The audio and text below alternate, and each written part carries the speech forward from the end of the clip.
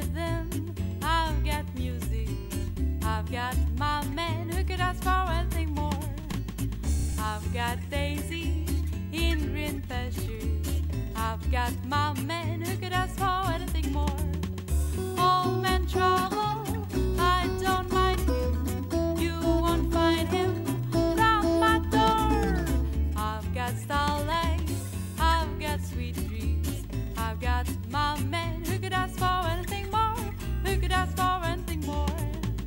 I've got rhythm, I've got music, I've got my man. Who could ask for anything more? I've got good times, no more bad times, I've got my man. Who could ask for anything more? All men trouble, trouble, I don't mind him. You won't find him round and round and round my door. I've got blue skies, ain't no sunshine, I've got my man. Who could ask for anything more? Who could ask for anything more?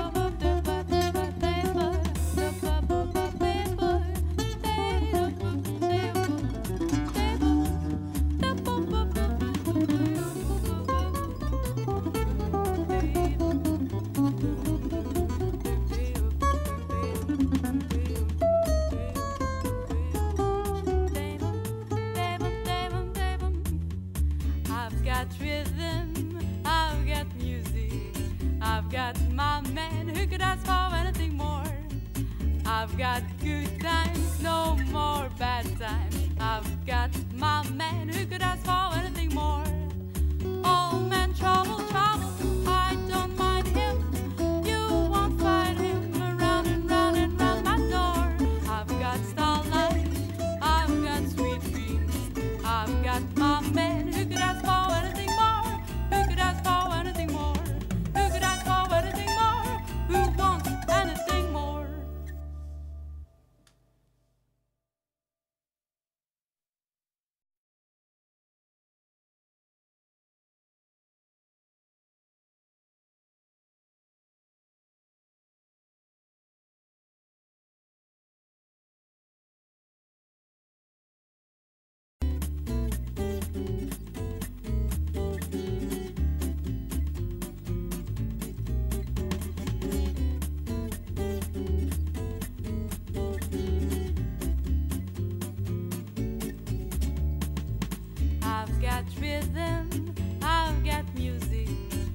got my man, who could ask for anything more? I've got Daisy in green pastures. I've got my man, who could ask for anything more? Home and trouble, I don't mind him. You won't find him round my door. I've got starlight, I've got sweet dreams. I've got my man, who could ask for anything more? Who could ask for anything more? I've got rhythm, I've got music. I've got my man, who could ask for anything more?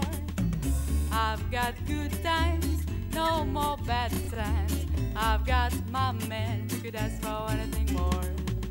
All men trouble, trouble, I don't mind him. You won't find him round and round and round my door. I've got blue skies, ain't no sunshine. I've got my man, who could ask for anything more? Who could ask for anything more?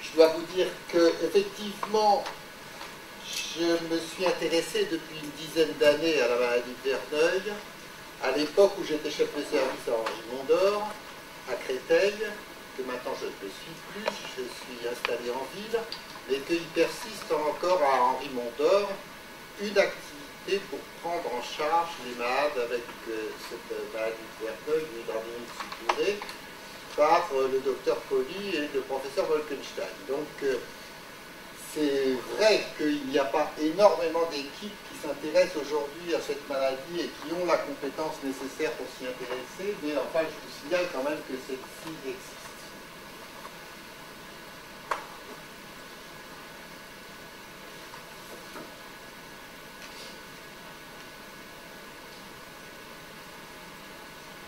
Ok, alors bon, la suivante, en hommage à Aristide Verneuil que vous voyez à droite.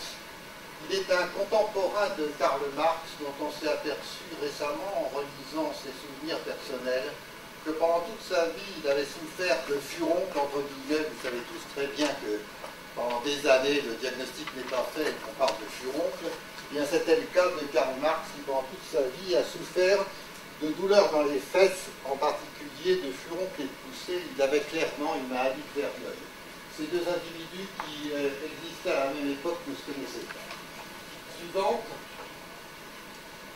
Alors, premièrement, cette maladie orpheline, d'habitude on dit une maladie orpheline comme une maladie rare, cette maladie est extrêmement fréquente. Il y a eu au moins 2 études qui ont été faites pour voir sa fréquence, la prévalence. Une première en 1996 par Gémec, qui est le premier dermatologue au monde à s'être intéressé vraiment à cette maladie. Une deuxième que nous avons faite en France en 2003 à partir d'un interrogatoire. Et dans les 2 cas, on a retrouvé la même fréquence, 1%, ce qui est énorme. Énorme, hein. C'est vraiment une fréquence extraordinaire. la question qui était posée en France, est-ce que vous avez ou est-ce que vous avez déjà eu des nodules douloureux, des boutons ou des furoncles dans les aisselles ou dans les ailes? Et donc on a 1% de la population qui répond oui.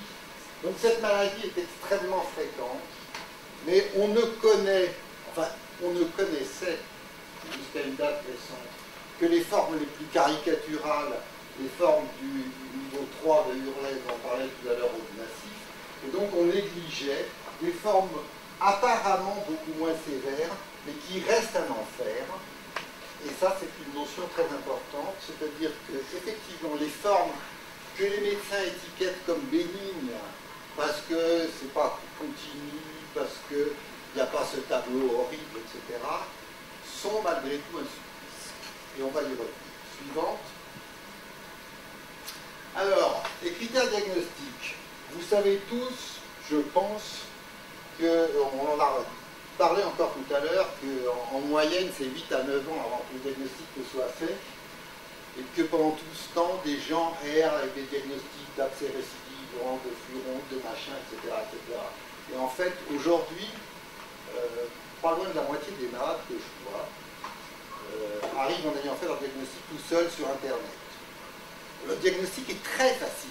Le tout, c'est qu'il faut connaître la maladie. Malheureusement, elle est mal connue. Et puis, comme elle a la réputation d'être intraitable, ce qu'il faut, vous l'avez vu tout à l'heure avec l'exposé de Massif, et j'ai donné d'autres notions, on préfère pas faire le diagnostic. Alors, pour faire le diagnostic, il faut des lésions élémentaires caractéristiques, on les a vues tout à l'heure, nodules douloureux, abcès, cicatrices en cordon, une topographie caractéristique, essai des creux inclinaux, synthèse périnée, et le caractère chronique ou récidivant. Il faut les trois pour faire le diagnostic. Alors, il y a d'autres lésions. On observe des comédons, c'est-à-dire des points noirs, polypormes, qui sont des comédons séquelles de lésions inflammatoires débits, des lésions de plus petite taille, des boutons, quoi, hein, des papules et des folliculites. Il n'y a pas de microkyste, ça c'est un détail pour dermatologue.